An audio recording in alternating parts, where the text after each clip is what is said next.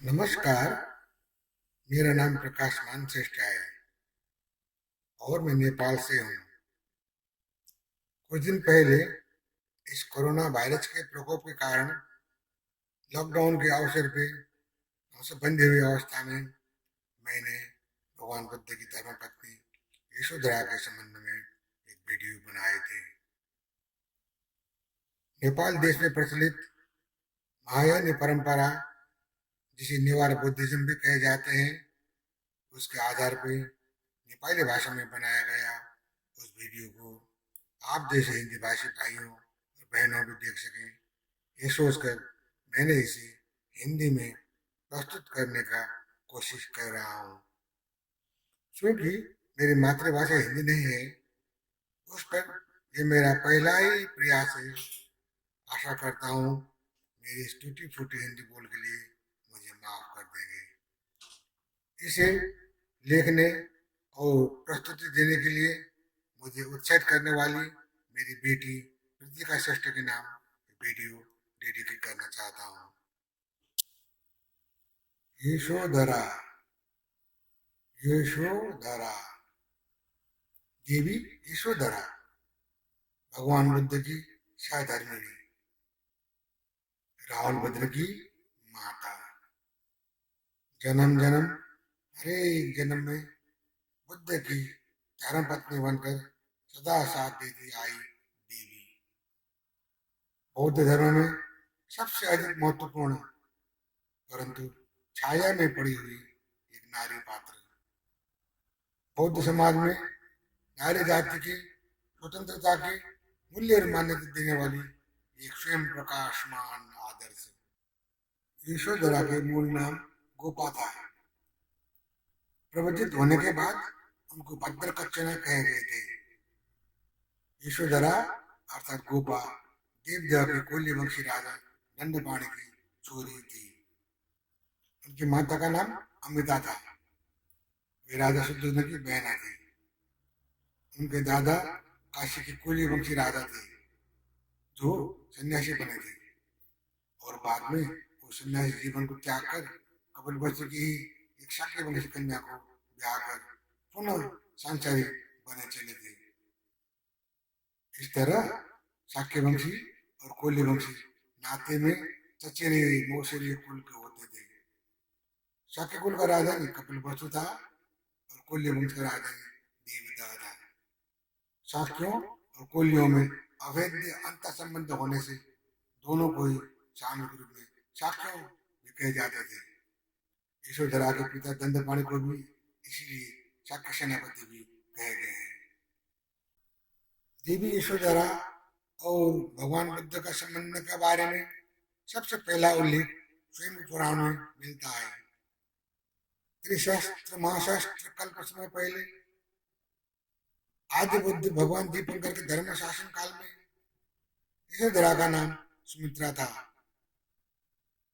और उन्होंने सुमेधा नाम के एक ऋषि की धर्म पत्नी होना स्वीकार करी थी और उन्होंने एक संकल्प ली थी कि जब तक अपने पति सुमेधा ऋषि को बुद्धत्व प्राप्त नहीं होंगे तब तक हर एक जन्म में उनके सहधर्मिणी बनकर उनको सह करते ही रहेंगे।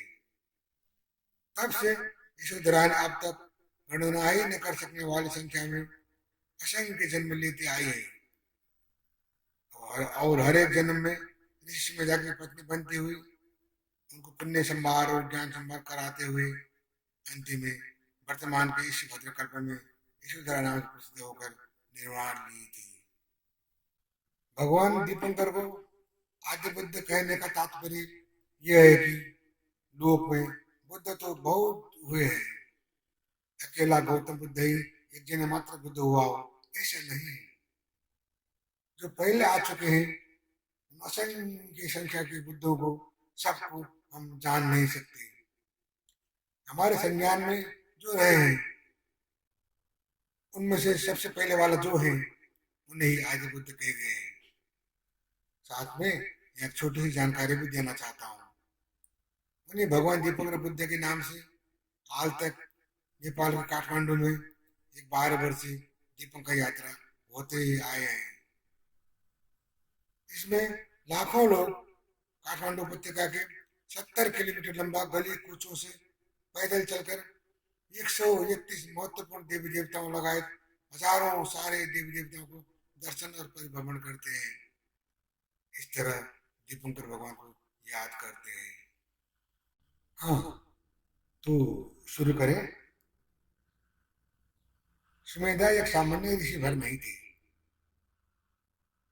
उन्होंने किसी भी मनुष्य ने प्राप्त कर सकने वाला सब ज्ञान हासिल कर चुके थे। वे परम तापसी योगी थे, परंतु उन्हें अभी भी अपने में कुछ कमी होने का एहसास होता रहता था। शायद उनमें बुद्ध कृत्य करने का एक अभिलाषा अव्यक्त रूप में बाकी रहे हो।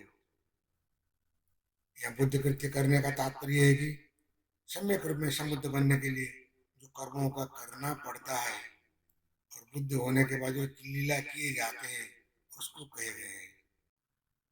उस टाइम पे पद्म नाम के किसी नगरी में भगवान दीपंकर बुद्ध के आगमन हुए थे। उस नगरी के सारा नगरवासी भगवान दीपंकर बुद्ध के दर्शन करने के हेतु उमड़ चले थे। सुमेधा ऋषि भी उसी भीड़ में शामिल होकर गए। वे अपने आप परम दर्शन को अधिगत किए हुए और पहुंचे हुए ऋषि होते हुए भी दीपंकर बुद्ध के दर्शन करने के तृष्णा को संवर न कर सके। उन्होंने भगवान दीपंकर बुद्ध को देखा, भगवान दीपंकर चलने का चाल देखा, बोलने का ढंग देखा, उनकी पर्सनैलिटी और तेज और ओज को देखा, उनके चाल और ढाल को देखा, क्रिया और चर्या को देखा और उनके शरीर से निकली मैत्री करुणा के बुद्ध भाव को भी देखा। उन्होंने 32 लक्षण और 80 प्रकार के अनुव्यंजनों से युक्त अंग प्रत्यंग सहित की बुद्ध काय को देखा, बुद्ध कृत्य भी देखा। वे मंत्रमुग्ध हो गए। इससे मानसिक में भी अपने में को भी वैसे ही होते तो कैसा होता, ऐसी चाहना जाग उठा। कहे गए हैं, मान पुरुषों के दर्शन के लिए जाते वक्त हाथ खाली होकर जाना अच्छा नहीं होता, परंतु सुमेधा ऋषि के पास दीपंकर बुद्ध को चढ़ाने की वस्तु कुछ भी नहीं था। उस मुंज कौपिनधारी त्यागी ऋषि ने इधर उधर देखा, शायद कुछ मिल जाए, परंतु उन्हें वहां कुछ भी नहीं मिला। वहां देने लायक वस्तु कुछ बचा ही नहीं था, क्योंकि नगरवासी ने कुछ छोड़े ही नहीं थे। और तो और सारे पुष्पों को तो वहां के राजा ने पहले ही खरीद चुके थे। ऐसे ही समय में सुमेधा ऋषि ने देखा, कोई नव यौवना बनिता कन्या हाथ में कुछ नीलकमल के पुष्पों को लेकर जा रही थी। वे बैंगनी रंग के उत्पल पुष्पों उन्हें बनिता जैसे ही सूखी और कुसुम कली थे। सुमेधा ऋषि ने वे पुष्पों को अपने लिए मांगे, कहे, पादरे ये उत्पल मुझे दे दो। सुमित्रा बोली, ऋषिवर, मैं आपको एक पुष्प नहीं दे सकती, ये तो भगवान दीपंकर बुद्ध के लिए है। सुमेधा बोले, हे कल्याणी, मुझे भी उन्हें भगवान दीपंकर को चढ़ाने के लिए ही चाहिए था। सुमित्रा बोली, मैं आपको क्यों दूं? ऋषि बोले, सुमुखी, इसे चढ़ाकर मैं भगवान से सम्यक ज्ञान मांगूंगा, वस्तु को अवबोधन करने का आशीर्वाद मांगूंगा, बुद्धत्व मांगूंगा। सुमित्रा ने मुस्कुराते हुए बोली, ऋषिवर, इससे मुझे क्या लाभ होगा? ऋषि बोले, देवी, आपको इससे क्या मिलेगा मैं ये नहीं जानता, परंतु मैं बुद्ध बनूंगा, सम्यक रूप में संबुद्ध होऊंगा और अपने लिए और औरों के लिए सुपरार्थ सभी के लिए दुख मुक्ति का मार्ग मांगूंगा। उस कन्या में नारी तो जाग उठा,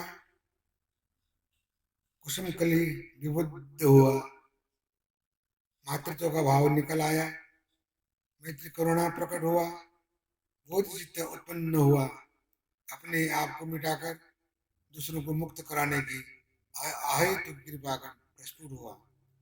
पुलकित होते उन्होंने कहा, ऋषिवर, मैं ये उत्तम उत्पल पुष्पों आपको देने के लिए तैयार हूँ।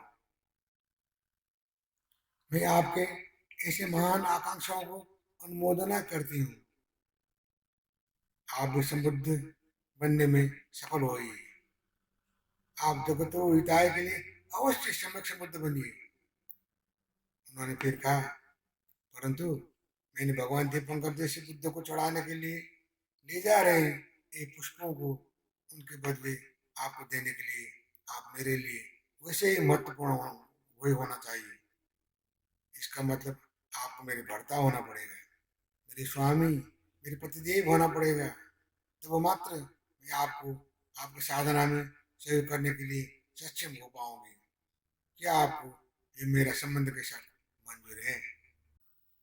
ऋषि सुमेधा बोले, हे देवी, हे करुणामयी, मुझे आपका हर एक शर्त स्वीकार्य है। मेरे बुद्धत्व प्राप्ति के कारक होने वाली आप देवी को मैं हर एक जन्म में आपके भर्ता होकर अपने से करने को आवश्यक हर एक कर्तव्य का पालन करते रहने का प्रतिज्ञा करता हूँ। ऋषि के द्वारा ऐसे प्रतिज्ञा करने के बाद सुमित्रा ने अपने साथ लाए वे 7 उत्पल पुष्पों में से 5 सुमेधा को दिए, बाकी 2 अपने साथ रख लिए और वे दोनों एक साथ होकर भगवान दीपंकर बुद्ध के दर्शन करने के हेतु चल पड़े। सुमेधा ऋषि ने वे 5 नीलोत्पल दीपंकर बुद्ध को समर्पण किए। स्वयं भी जमीन पर सर्वांग से लेटकर दंडवत किए। अपने गूंथे हुए जटा को खोलकर उसे दीपंकर के मार्ग के धूल को पहुंचकर साफ किए। उस खुले हुए केस को उनके पैर रखने के लिए जमीन पे बिछाए और उनके चरण को अपने केस पे चलाकर बुद्ध के चरण धूले लिए। करुणामय भगवान दीपंकर बुद्ध ने उनसे प्रेम से उठाए और पूछे, क्या चाहते हो? समझदारी ऋषि स्वयं महाज्ञानी थी, वो बोले, मैं भी आप जैसा ही बुद्ध बनना चाहता हूँ। भगवान दीपंकर बोले, सुमेधा, तुमने सब ज्ञान को अवगत कर चुके हो। अब तुम अवगत किए हुए ज्ञान को अवबोधन करो, प्रत्यक्ष में अनुभूति करो और उस अनुभूत सिद्ध हुए ज्ञान को लोक के कल्याण में लगाओ। कालांतर में भद्रकल्प में तुम शक्य मुनि के नाम से प्रसिद्ध होकर सम्यक रूप में संबुद्ध हो जाओगे। यह मेरा व्याकरण है, तुम्हें मेरा आशीर्वाद है। उसके बाद भगवान दीपंकर बुद्ध ने सुमित्रा को दिखाकर बोली, तुम्हारे साथ आई हुई एक कल्याणी कौन है? ऋषि सुमेधा ने सुमित्रा से हुए वार्तालाप सब बताए। दूसरों को बुद्ध बनाए देने के खातिर अपने स्वयं के बुद्धत्व प्राप्ति के लक्ष्य सीमित को त्याग कर लोक कल्याण करने को ठान बैठी। उस करुणा की जीव देवी को दृष्टि देकर दीपंकर बोले, तुम करुणा की देवी हो, तुम बुद्ध जननी हो। तुमने सुमेधा को हर एक जन्म में उनके साधर्मिणी बनकर उनको उत्तर उत्तर प्रगति के मार्ग में आगे ले जाकर समग्र रूप में समुद्र बनाओगी। उसके बाद तुम भी निर्वाण लोगी, तुम यशोधरा नाम से प्रसिद्ध होगी। ये मेरा व्याकरण है, तुम्हें मेरा आशीर्वाद है। उसके बाद सुमेधा ने अनेक महाकल्पों तक अनेकों जन्म ले लेकर षडगति योनियों और 31 भवन में परिभ्रमण करते रहे। पुण्य संभार और ज्ञान संभार कर करके प्रगति पथ में आगे बढ़ते गए। उनके हर एक जन्मों में यशोधरा ने भी जन्म लेती रही, साथ देती रही। वे हर एक जन्म में सुमेधा को नई नवेली ज्ञान प्रत्यक्ष कराते अवबोध कराती रही।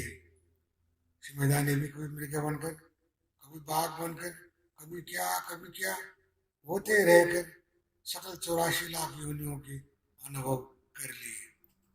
भगवान साक्यवनी बुद्ध के पूर्व जन्मों के ऐसी पावन कृत्यों की वर्णन जातक कथाएं और अवदान कथाएं में लिखे गए हैं।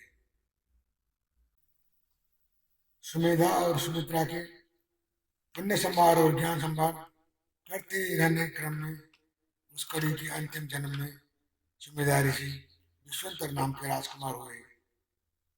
सुमित्रा भी माद्री नाम से उनकी धर्मपत्नी हुई। इस अंतिम जन्म में सुमित्रा के रल पल अंतिम क्लेशों को भी उनकी वासना समेत धोकर परिशुद्ध कराने थे। कुछ करेंगे या नहीं करेंगे ऐसे सोचने के भाव को भी, उनके गंधों को भी मिटाना था। इसी क्रम में उन्होंने अपने सारा वस्तु दान में दे दिए। धन संपत्ति, ऐश्वर्य, अन्नपात, पशुधन, दास दासी कुछ भी नहीं बाकी छोड़े। और तो और अपने धर्मपत्नी और बाल पुत्र को भी दान में दे दिए। और सब कुछ दान में दे देने के बाद आकाश जैसे शून्य होकर मुदिता और उपेक्षा की दृष्टि से शून्य आकाश को निर्विमेष निहारते रहे। ऐसे सहज आनंद की अवस्था में रह रहे विश्वंतर को किसी स्त्री की कारुण्य के रुदन की आवाज सुनाई दिया। उस दान में दे दिए गए अपनी पत्नी सुमित्रा को उस दान में लेने वाले ब्राह्मण व्याध ने उनके केस पकड़कर घसीटता हुआ ले जा रहा था। और उस बालक युवराज को तो पशुओं को जैसे गले पे रस्सी से बांधकर मार मार कर पीट पीट कर खींचते घसीटते ले जा रहे थे। उस बालक अपनी माता की ओर देखते तुतली बोली में माँ माँ मुझे इसने मारा कहते गिग्गी आते अपनी बाहें फैलाकर बुला रहा था। उस अपने केस को पकड़ कर घसीटते ले जा रही सुमित्रा ने अपने जन्म जन्मांतर के सहधर्मी भर्ता को रोती कातर होती विनती कर रही थी। हे देव, मैं जानती हूँ मैं सदा आपकी साधना में सहयोगी रही हूँ। मैं यहाँ भी आपकी साधना में सहयोगी हूँ, आपको बाधा नहीं डालूंगी। हे आर्य, आपकी साधना में भी सफल हो, आप बुद्ध बनिए, परंतु इस निरपराध अबोध बालक पर करुणा कीजिए। इसे निर्मोही तवर से मारने से व्याध को रोकिए। विश्वंतर शांत रहे, कुछ नहीं बोले। अब वे सर्व सकल तृष्णा से ऊपर हो चुके थे। पाने को या छोड़ने के लिए कुछ नहीं रहा था। इस माया जाल के प्रपंच से पार पहुंच गए थे। सुमित्रा को अब निश्चय हुआ यहाँ से सुमित्रा ऋषि बोधिसत्व महासत्व बन चुके हैं। वे सकल क्लेशों से पूर्ण रूप में मुक्त हो चुके हैं। अब उन्हें सम्यक रूप में संबुद्ध बनाने के लिए बुद्ध कृत्य कराने का एकमात्र कार्य ही बाकी रह गया है। अब उन्हें दुख मुक्ति के मार्ग को ढूंढना, उस मार्ग में लोग को ले जाने का, जो ज्ञान अवबोधन करने का अंतिम कार्य बाकी रह गया था।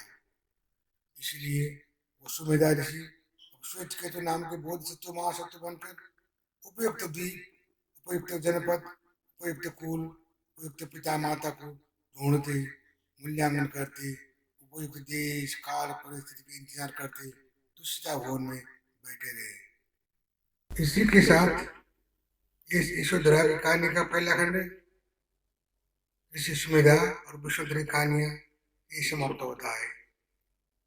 बाकी के 3 खंडों के लिए आप वीडियो देखते रहिएगा। इसके साथ मैं प्रकाश मान आपसे विदा मांगता हूँ। नमस्कार।